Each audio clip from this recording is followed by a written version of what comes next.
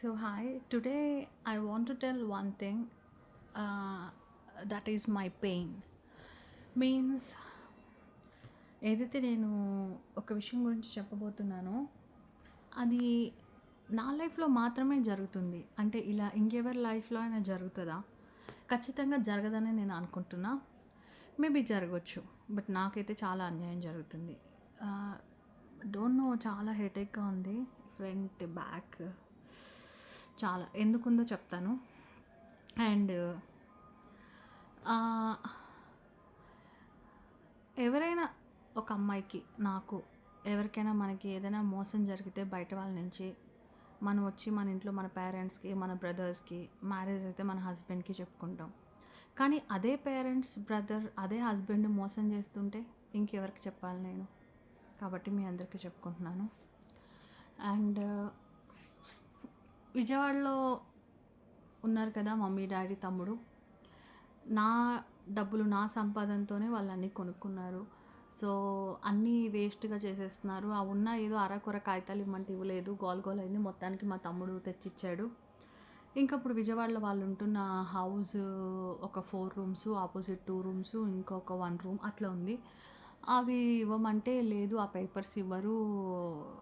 Mummy, daddy బతుకున్నంత వరకు అన్నం, కూర తింటారు అని మా తమ్ముడు నాతో చెప్పాడు. కట్ చేస్తే నాకు చెప్పకుండా ఉన్న 4 రూమ్‌లు హైట్ లేపి కట్టుకున్నారు. ఎదురు 2 రూమ్‌లు అమ్మేశారు. ఇంకా ఎదురు ఒక సింగిల్ రూమ్ ఉంది.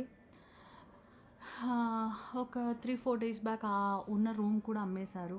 అమ్మేసి ఆ డబ్బులతోటి 2 ఏసీలు కొనుక్కొచ్చుకున్నారు. వాళ్ళ రూమ్‌లో ఒకటి, మేమెళ్ళినప్పుడు ఒక రూమ్‌లో ఉంటాం, అక్కడ పెట్టారు.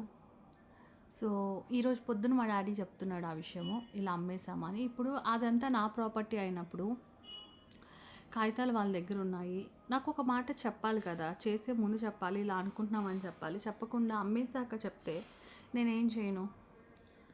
అప్పంటారు. అప్పు లేదు, పాడు లేదు. అది స్టోరీ. అలా జరుగుతుంది. మా తమ్ముడు కూడా అడిగితే నాన్న మాట్లాడతా అన్నాడు నీతోటి అనేసి అంటున్నారు. సో, మళ్ళీ మొన్న ఈ మధ్య నేను విజయవాడ వెళ్ళినప్పుడు కూడా మా నాన్న అంటున్నాడు, ఏదైతే అరాకొర ఉన్నాయని చెప్పాను కదా! ఆ పేపర్లు నాకు ఇవ్వడానికి నాన్న తంటాలు పడాల్సొచ్చింది. ఆ పేపర్లు ఇప్పుడు ఆయనకి ఇచ్చేయాలంట. అవన్నీ అమ్మేస్తాడంట. అమ్మేసి మళ్ళా ఏదో చిన్న చిన్న ఫ్లాట్స్ ఏదో తీసుకుంటాడంట. ఏదో ఏదో చేయాలి ఆయన. మొత్తం ఆయన ఆయన చేతిలో పెట్టుకోవాలి. ఆయన గుప్పెట్లో పెట్టుకోవాలి. అంటే ఎవరైనా తల్లిదండ్రులు ఎలా ఆలోచిస్తారంటే మనకేమున్నా లేకపోయినా పిల్లలు బాగుండాలి అనుకుంటారు. బట్ మా పేరెంట్స్, మా బ్రదర్, మా హస్బెండ్ వీళ్ళందరూ ఎలా ఆలోచిస్తారంటే స్వార్థపరులనమాట. నాకేం ఉండకూడదు. వాళ్ళే మొత్తం తినాలి, తాగేయాలి, అవి చేసేయాలి, నన్ను రోడ్డు మీద పడేయాలి. ఇదే కాన్సెప్ట్. కానీ నాకు మాత్రం వీళ్ళంటే ప్రేమ ఉంది. ఎందుకంటే కన్న తల్లిదండ్రుల మీద ప్రేమ ఉంటది. ఎందుకు అంటే అది దేనికి అంటే మనం చెప్పలేం. ఇంత తప్పులు చేస్తున్నా still I love my father. You know why? Because అంటే ఏం లేదు, వాళ్ళు మనల్ని కన్నారు కాబట్టి మనకు ప్రేమ ఉంటది. ఇక హస్బెండ్ విషయానికొస్తే నా లైఫ్‌లో ఎంతోమంది అబ్బాయిలొచ్చారు. లవ్ అన్నారు, పువ్వన్నారు, మోసం చేశారు, నన్ను వాడుకున్నారు, డబ్బుల కోసం నన్ను బాగా కొట్టారు, తిట్టారు, నన్ను నానా బాధలు పెట్టారు. ఒక్కసారి వాళ్ళతో మాట్లాడాలని, ఒక్కసారి వాళ్ళని చూడాలని నేను ఎంతో ఏడ్చాను, ఎన్నో బాధలు పడ్డాను. కానీ నా లైఫ్‌లో ఉన్న బాయ్ ఫ్రెండ్ వల్ల నేను పెళ్లి చేసుకుని, పిల్లల్ని కని వాళ్ళతోటి లైఫ్ లాంగ్ ఉండాలనుకున్నా. కానీ ఎవరు పెళ్లి చేసుకోలే. ఇప్పుడున్న మా హస్బెండ్ పెళ్లి చేసుకున్నాడు. కానీ మా హస్బెండ్ కూడా నన్ను చాలా చీటింగ్ చేస్తాడు. చాలా అబద్ధాలు ఆడతాడు. ఎప్పుడు ప్రేమగా ఉండడు.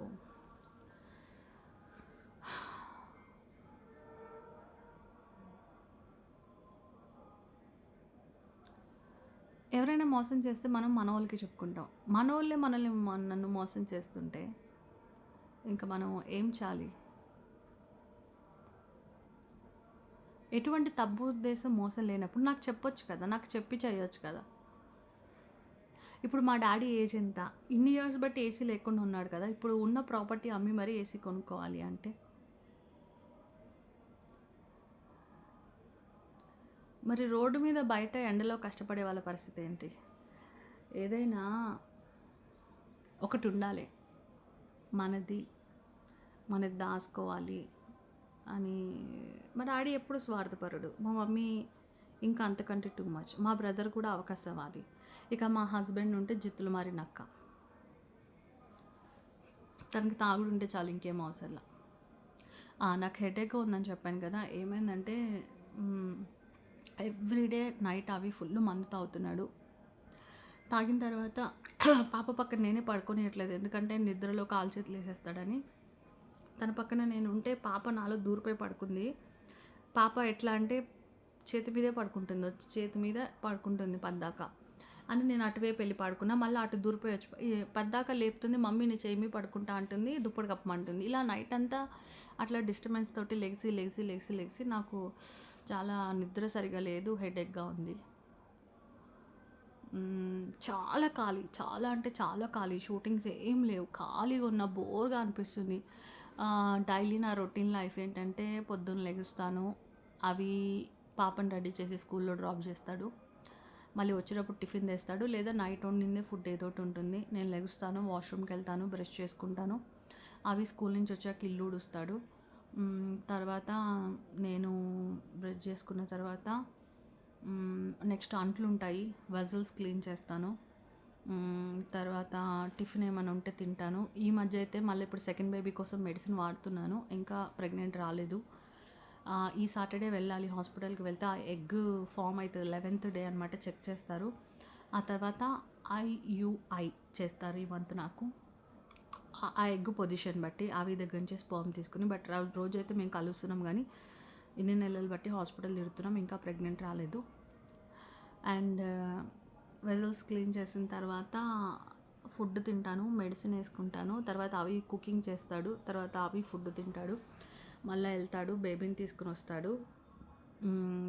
బట్టలు వాష్ చేసేది ఉంటే నేను బట్టలు వాష్ చేస్తాను. బట్ డైలీ వాష్ చేయను. మిషన్ ఉంటుంది కానీ చేత్తోనే ఉతకాలి. ప్రాసెస్ చాలా ఉంటుంది. ప్రతి ఒక్కటి రంగు గెలుస్తాయా లేదా బట్టలన్నీ చెక్ చేయాలి. తర్వాత మిషన్లో వేయాలి. మిషన్లో మరీ ఫుల్గా వేయకూడదు. అలా చాలా ప్రాసెస్ ఉంది. చేత్తో కొన్ని పూసలు ఉన్న బట్టలు అట్లా చేత్తో ఉతుకుతాయి. రంగెలిసే బట్టలు చేత్తో ఉతుకుతాను. విడివిడిగా పిండుతాను, విడివిడిగా పెడతాను. బట్టలు మొత్తం అవి తీసుకెళ్ళి ఆరేస్తాడు. మళ్ళీ ఆరేసిన బట్టలు మళ్ళీ ఈవినింగ్ తీసుకురావాలి. మళ్ళీ అవన్నీ మడత పెట్టాలి. అవి బట్టలు అవినే మడత పెట్టుకుంటాడు. మళ్ళీ బట్టలన్నీ ర్యాక్స్లో సర్దాలి. రెగ్యులర్ బట్టలు ఫస్ట్ ఫ్లోర్లో పెడతాము. నావేమన్నా షూటింగ్ బట్టలు కొత్త బట్టలు ఉంటే పైన పెడతాను. అండ్ తర్వాత లంచ్ చేసిన తర్వాత పాప అస్సలు తినదు food.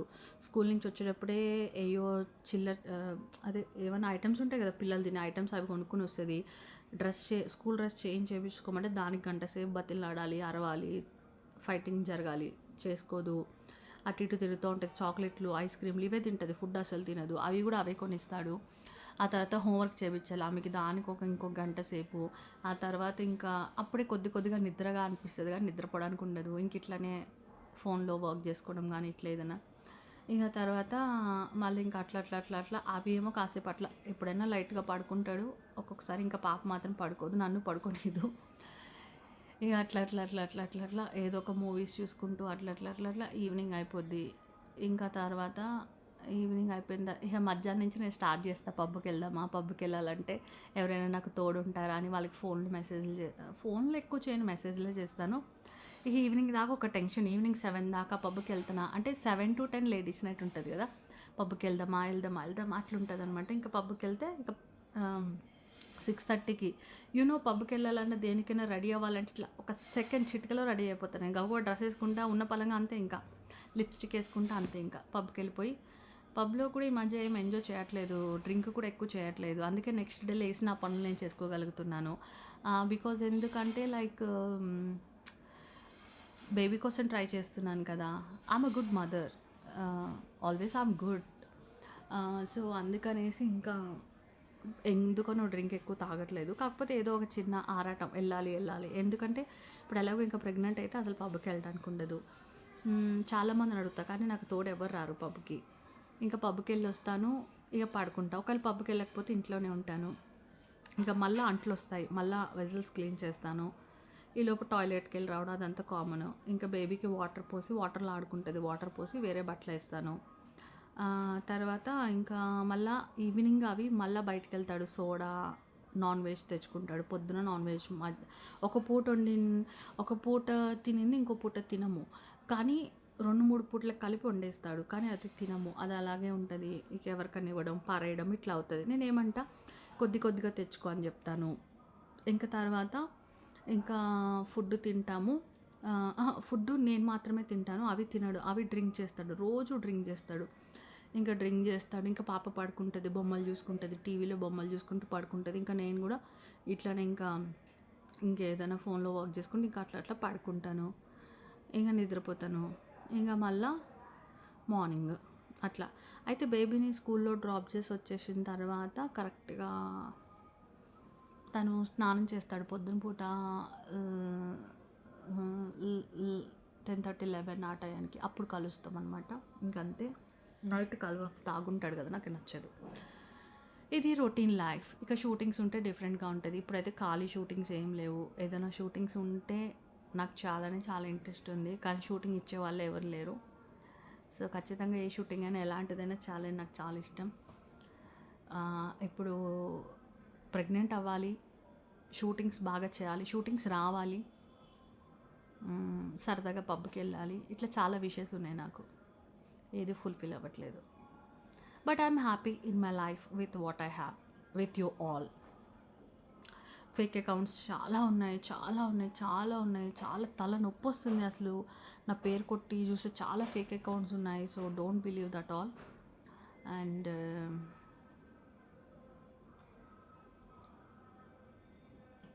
That's it. Love you all.